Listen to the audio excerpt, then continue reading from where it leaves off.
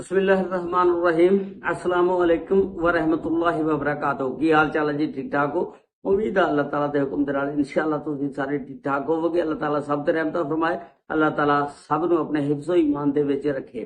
अज दे vlog दे विच मैं तुहानूं एक ऐसे आदमी दी कहानी, जिहड़े आदमी ने कहा कि मेरा नाम ना शो करना, और वो फ्रांस दे विच 13 साल रह के जिस वेले पाकिस्तान आंदा ते उन्हें आके अपने घर वालियां दे नाल ड्रामा कीता कि मैं इनलीगल तौर ते 13 साल फ्रांस दे विच रह के आया ते मैनू हुण डीपोर्ट कर दिता गया, मैनू फ्रांस दे विचों कढ दिता गया ते हुण मैं पाकिस्तान आ गया ते आके ते इत्थे ही जिंदगी बसर करांगा, इत्थे ही कोई काम करांगा। ते ਉਹ ਬੰਦਾ ਕਹਿੰਦਾ कि जिस वेले मैं एयरपोर्ट ते आया ते घर पहुंचिया ते घर वाले देख के हैरान हो गए, परेशान हो गए। किसी ने मेरे नाल गल ना की, सारिਆਂ ने मुंह मोड़ लिया।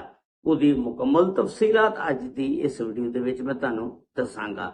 ਇਹ ਇੱਕ ਕਿਸਮ ਦਾ ਬਾਹਰ ਦੇ ਮੁਲਕ ਜਿਹੜੇ ਲੋਕ ਜਾਂਦੇ ਨੇ, ਪਰਦੇਸ ਕੱਢਦੇ ਨੇ, ਉਹਨਾਂ ਵਾਸਤੇ ਇੱਕ ਸਬਕ ਅਮੋਜ਼ ਕਹਾਣੀ ਆ। ਇਹ ਤੋਂ ਸਬਕ ਹਾਸਲ ਕਰਨਾ ਚਾਹੀਦਾ। ਕੋਈ ਵੀ ਯਾਰ ਵਾਕਿਆ ਆ, ਕੋਈ ਵੀ ਚੀਜ਼ ਆ, ਉਹ ਇਨਸਾਨ ਨੂੰ ਸਬਕ ਸਿਖਾਉਂਦੀ ਆ ਆਉਣ ਵਾਲੇ ਵਕਤ ਲਈ। ਉਹ ਇੱਕ ਇਨਸਾਨ ਨੂੰ ਨਹੀਂ, ਬਲਕਿ ਜਿਹੜਾ ਬੰਦਾ ਵੀ ਉਸ ਵਾਕਿਏ ਨੂੰ ਸੁਣਦਾ ਉਹ ਤੋਂ ਸਬਕ ਹਾਸਲ ਕਰਦਾ, ਔਰ ਸਬਕ ਹਾਸਲ ਕਰਨਾ ਵੀ ਚਾਹੀਦਾ।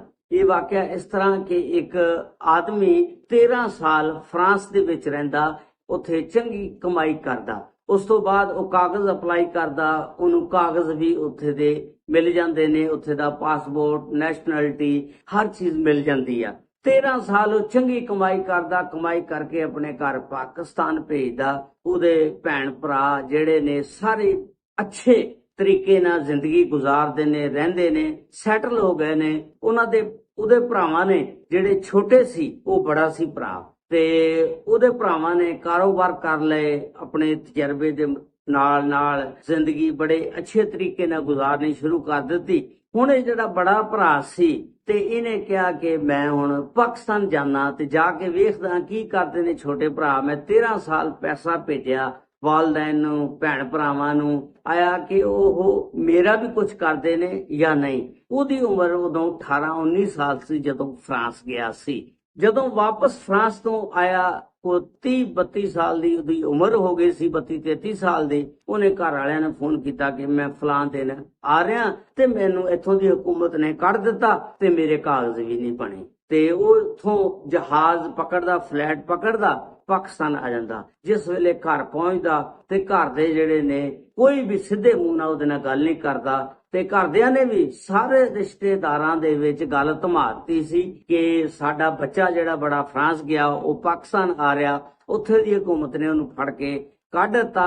ਉਹਦਾ ਕੋਈ ਉੱਥੇ ਕਾਗਜ਼ ਨਹੀਂ ਬਣਿਆ, ਕੋਈ ਪਾਸਪੋਰਟ ਨਹੀਂ ਬਣਿਆ, ਤੇ ਡੀਪੋਰਟ ਹੋ ਕੇ ਤੇ ਉਹ ਪਾਕਿਸਤਾਨ ਆ ਰਿਹਾ।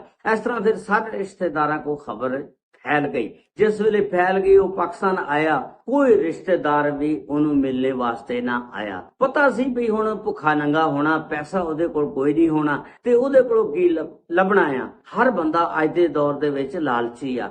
ਲਾਲਚ ਤੋਂ ਬਗੈਰ ਕੋਈ ਸ਼ੈ ਨਹੀਂ। ਬੇਸ਼ੱਕ ਸਕਾ ਭੈਣ ਭਰਾ ਆ, ਉਹਨੂੰ ਵੀ ਅਗਰ ਕੋਈ ਮਤਲਬ ਆ ਤੇ ਫਿਰ ਉਹ ਨੇੜੇ ਲੱਗੇਗਾ, ਵਰਨਾ ਉਹ ਵੀ ਦੂਰ ਨਸੇਗਾ। ਜਿਸ ਵੇਲੇ ਪਾਕਿਸਤਾਨ ਆ ਜਾਂਦਾ, ਕੋਈ ਵੀ ਰਿਸ਼ਤੇਦਾਰ ਭੈਣ ਭਰਾ ਉਹਨੂੰ ਮਿਲਣ ਨਹੀਂ ਆਇਆ, ਔਰ ਸਿੱਧੇ ਮੂੰਹ ਨਾਲ ਕੋਈ ਵੀ ਨਹੀਂ ਬੋਲਦਾ। ਇੱਥੋਂ ਤੱਕ ਕਿ ਉਹਦਾ ਜਿਹੜਾ ਅੰਮੀ ਅੱਬਾ, ਭੈਣ ਭਰਾ, ਉਹ ਵੀ ਉਹਨੂੰ ਸਿੱਧੇ ਮੂੰਹ ਨਾਲ ਨਹੀਂ ਬੁਲਾਉਂਦੇ ਹੈਗੇ ਕਿ ਤੂੰ ਫਰਾਂਸ ਚੋਂ ਆ ਗਿਆ, ਤੇਰੇ ਕੋਲ ਕੀ ਆ, ਉੱਥੋਂ ਸਾਰਾ ਕੁਝ ਛੱਡ ਕੇ ਆ ਗਿਆ। ਹਾਲਾਂਕਿ 13 ਸਾਲ ਉਸ ਬੰਦੇ ਨੇ ਚੰਗੀ ਕਮਾਈ ਕੀਤੀ, ਪੈਸੇ ਭੇਜੇ ਪਾਕਿਸਤਾਨ, ਆਪਣੇ ਭੈਣ ਭਰਾਵਾਂ ਨੂੰ ਸਾਰਿਆਂ ਨੂੰ ਸੈੱਟ ਕੀਤਾ। ਉਹਨਾਂ ਦੇ ਵਾਲਦੈਨ ਨੇ ਉਹਨਾਂ ਦੇ ਵਿਆਹ ਕੀਤੇ ਸਿਰਫ ਉਹਦੇ ਇਕੱਲੇ ਹੋਏ ਪੈਸੇ ਦੇ ਨਾਲ। ਤੇ ਇਸ ਤਰ੍ਹਾਂ ਉਹ ਬੰਦਾ ਜਿਹੜਾ ਸੀ ਕਹਿੰਦਾ ਕਿ ਮੈਂ 3 ਮਹੀਨੇ ਪਾਕਿਸਤਾਨ ਰਿਹਾ ਤੇ ਇਹਨਾਂ 3 ਮਹੀਨਿਆਂ ਦੇ ਵਿੱਚ ਮੈਂ ਸਾਰੇ ਭੈਣ ਭਰਾਵਾਂ ਨੂੰ, ਰਿਸ਼ਤੇਦਾਰਾਂ ਨੂੰ ਪਰਖਿਆ, ਚੈੱਕ ਕੀਤਾ ਕਿ ਆਇਆ ਕਿ ਬੁਰੇ ਵਕਤ ਦੇ ਵਿੱਚ ਵੀ ਕੋਈ ਸਾਥ ਦਿੰਦਾ, ਤੇ ਕਹਿੰਦਾ ਕਿਸੇ ਨੇ ਮੇਰਾ ਸਾਥ ਨਾ ਦਿੱਤਾ। ਲੇਕਿਨ ਮੈਂ ਚੁੱਪ ਕਰਕੇ ਧੜ ਵੱਟ ਗਿਆ। ਮੈਂ ਦੱਸਿਆ ਨਹੀਂ ਕਿਸੇ ਨੂੰ ਵੀ ਕਿ ਮੈਂ ਤੁਹਾਡੇ ਨਾਲ ਇਹ ਗੇਮ ਖੇਡ ਰਿਹਾ ਜਾਂ ਮਜ਼ਾਕ ਕੀਤਾ। ਤੇ ਲੇਕਿਨ ਹਕੀਕਤ ਇਸੇ ਤਰ੍ਹਾਂ ਕਿ ਜਦੋਂ ਬੰਦੇ ਕੋਲ ਸਭ ਕੁਝ ਆ ਤੇ ਸਾਰੇ ਉਹਦੇ ਆ, ਜਦੋਂ ਕੁਝ ਵੀ ਨਹੀਂ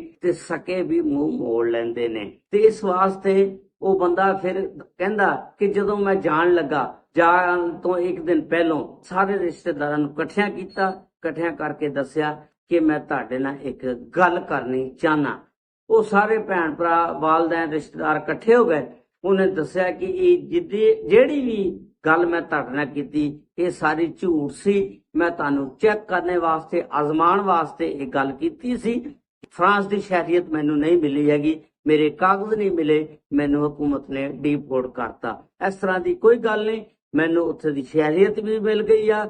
ਮੈਂ ਉੱਥੇ ਜਾ ਕੇ ਕੰਮ ਵੀ ਕਰਾਂਗਾ ਔਰ ਬਿਹਤਰ ਤਰੀਕੇ ਨਾਲ ਕਰਾਂਗਾ।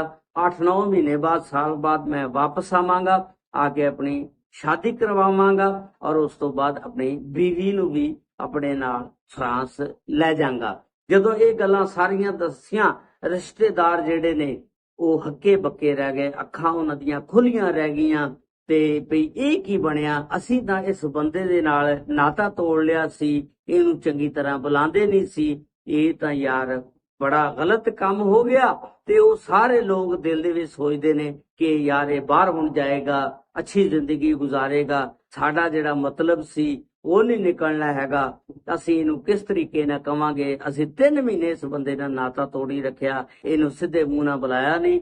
ਇਹ ਬੰਦੇ ਨੇ ਸਟੋਰੀ ਦੱਸੀ ਕਿ ਮੇਰੀ ਸਟੋਰੀ ਸ਼ੇਅਰ ਜ਼ਰੂਰ ਕਰ ਦੇਣਾ, ਲੇਕਿਨ ਮੇਰਾ ਨਾਮ ਔਰ ਇਲਾਕਾ ਜ਼ਾਹਰ ਨਹੀਂ ਕਰਨਾ। ਇਹ ਸੀ ਓਵਰਸੀਜ਼ ਪਾਕਿਸਤਾਨੀ ਜਿਹੜੇ ਬਾਹਰ ਪਰਦੇਸੀ ਰਹਿੰਦੇ ਨੇ, ਉਹਨਾਂ ਵਾਸਤੇ ਇੱਕ ਨਸੀਹਤ ਆ, ਸਬਕ ਅਮੋਲ ਵਾਕਿਆ ਆ ਕਿ ਹਮੇਸ਼ਾ ਪਿਛਲਿਆਂ ਨੂੰ ਨਾ ਪਾਲੋ, ਘਰ-ਬਾਰ ਸਾਰਿਆਂ ਨੂੰ ਵੇਖ ਕੇ ਨਾਲ ਨਾਲ ਆਪਣੀ ਜ਼ਿੰਦਗੀ ਦਾ ਵੀ ਕੁਝ ਸੋਚੋ। ਜਦ ਤੱਕ ਤੁਸੀਂ ਵਾਪਸ ਆਓਗੇ ਸਾਰਾ ਕੁਝ ਉਜੜ ਚੁੱਕਿਆ ਹੋਏਗਾ। ਉਹ ਭਰਾ ਜਿਹੜੇ ਸੀ ਕਹਿੰਦੇ ਸੀ ਕਿ ਤੂੰ ਹੁਣ ਇੱਥੇ ਕੀ ਕੰਮ ਕਰੇਗਾ, ਤੂੰ ਅਨਾੜੀ ਆ, ਤੇਰੇ ਕੋਲ ਪੈਸਾ ਵੀ ਕੋਲ ਕੋਈ ਨਹੀਂ ਹੈਗਾ। ਤੇ ਇਸ ਵਾਸਤੇ ਉਹਦੇ ਭਰਾਵਾਂ ਨੇ ਵੀ ਉਹਦਾ ਸਾਥ ਛੋੜ ਦਿੱਤਾ ਸੀ।